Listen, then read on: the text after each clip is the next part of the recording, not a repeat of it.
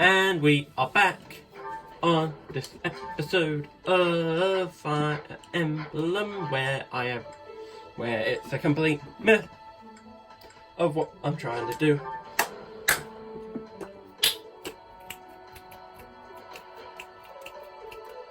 So we're gonna go and just alter the locations of the supports.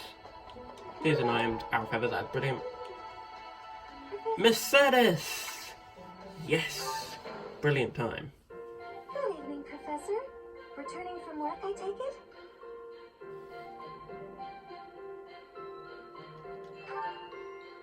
I commend you for working so late into the evening.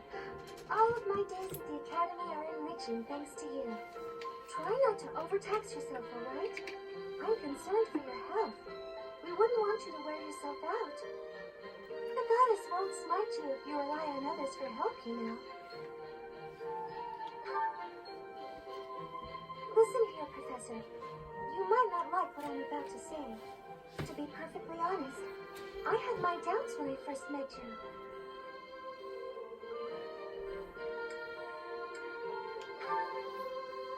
I don't want you to think less of me for saying this, but here we are. At first, I thought you seemed too young to be a professor. It is unusual, you have to admit. Yet you seemed very composed and mature despite your age. You're strong-willed, encouraging, and you go to great lengths to ensure that everyone is cared for. Except for our households. It feels like you're trying too hard to be a perfect role model for your students.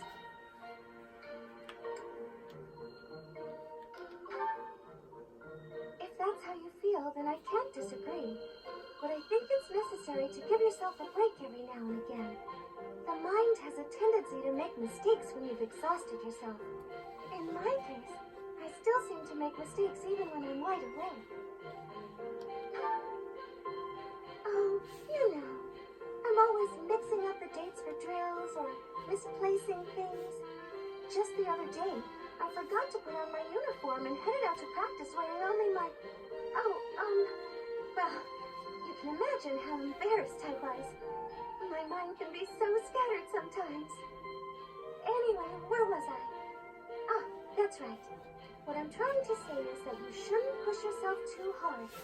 If you do, you might end up in a pretty bad place. That reminds me, is there anything I can do to assist you, Professor? If it's all right with you, I'd like to help in any way I can.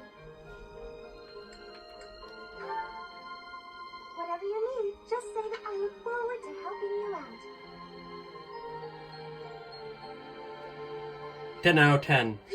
10 out of 10 Mercedes. 10 out of 10. So we want to go to dormitory. And we want to go upwards for, I believe it, I'm guessing, Ignace.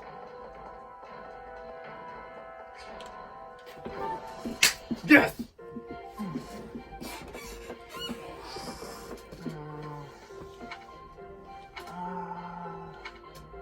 Okay, I've decided on the composition. That's right, the composition for my next piece. Wait, Professor? How long have you been standing there? You haven't been watching me, have you? No, I misspoke. Did I say painting? I meant to say, well, I've thought for a while that it might be nice to paint the scenery here. The contours of that tree, set against the stark shapes of the faraway peaks. Of course, I only paint after I've finished my chores. I'd never put my art before my responsibilities. My studies are paramount.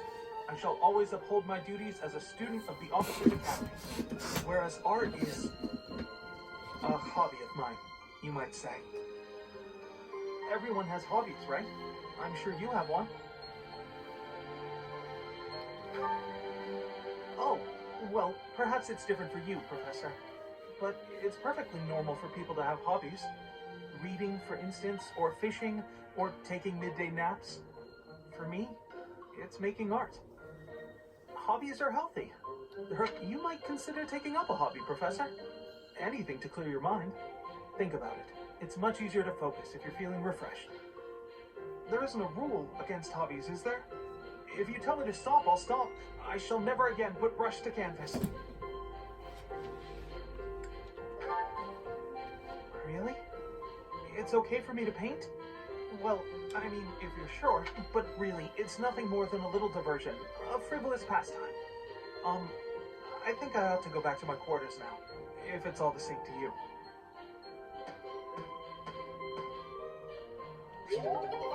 Ignace. Meh. I'd say of all the characters so far, he just feels like he's just there. Not like stand out, I guess. I don't know. Over here we have a Nettie. Nope, Ash. Oh, shopping took longer than I thought. It's a good thing I had your help, Professor. Looks like we've got everything we came for. Time to head back to the monastery. To tell you the truth, I wasn't sure if the money that night gave us would be enough. We managed to scrape by, though. I'm glad those shopkeepers were willing to strike a few bargains.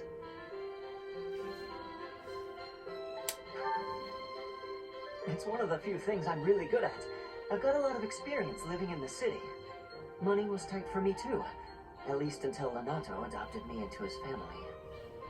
Come to think of it, you were originally a mercenary, weren't you? I'm sure you've traveled all over Fodlan. That must have been a pretty different life from regular folks like me.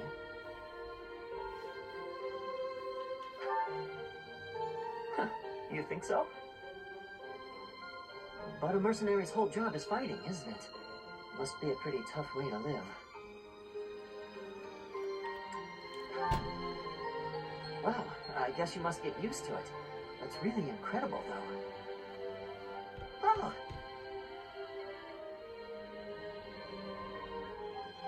I had no idea they sold this book around here. I haven't seen this one for ages. Lug and the Maiden of Wind. It's a well-known tale of chivalry in Fargus. Lug is the King of Lions. This book is full of his exciting adventures. I've loved this since I was a kid. It was what got me learning to read. Give me that book! Hey, creep! Don't touch the merch! What the? Somebody catch that thief! Cut him in half like my prices! Please, calm down, ma'am. You calm down, kid. If he gets away with that valuable merch, it'll be a huge loss for me. Here, allow me to compensate you. Huh? Are you serious, kid?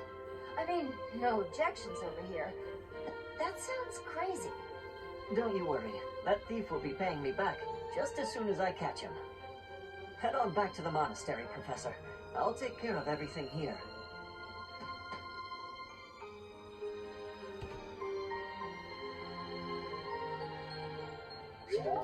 Ash. 10 out of 10 Ash. He is so cute. That is wholesome. That is very wholesome. If we go down this way and to the left, right, up here we have Felix. Haven't seen this one actually. I thought I heard someone. Are you here to train?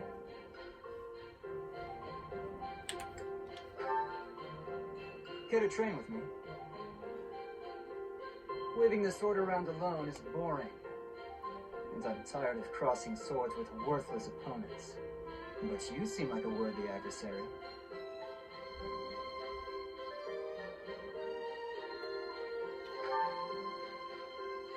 I've always been interested in your technique. You learned from the former captain of the Knights of Ceres, and traveled Fodlan fighting as a mercenary. On top of that, you wield a hero's relic, the legendary Sword of the Creator. Good sparring partners like you don't grow on trees. But know that I will beat you, and I will surpass your strength. Why? I never really thought about that. I learned to thrust a sword before I learned to write my name. Of course, my upbringing wasn't unique. That's how it is for all children in my country. You're no use if you can't swing a sword, however mighty your crest may be. It was the perfect environment for me. I could live free of stodgy values and virtues. Grow strong so you may live, and live to grow stronger. That's what I was taught.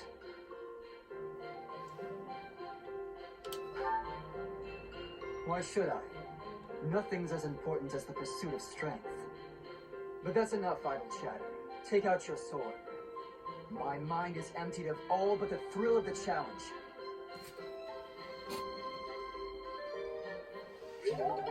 Level C's for Felix, and if go down this way. If I remember correctly, this one is going to be the first person, so that is going to be, I forgot her name, Ingrid, up here. Yeah! That's the third time this month. Well, that's that. Father never relents. Oh, Professor. Hello. Did you need something?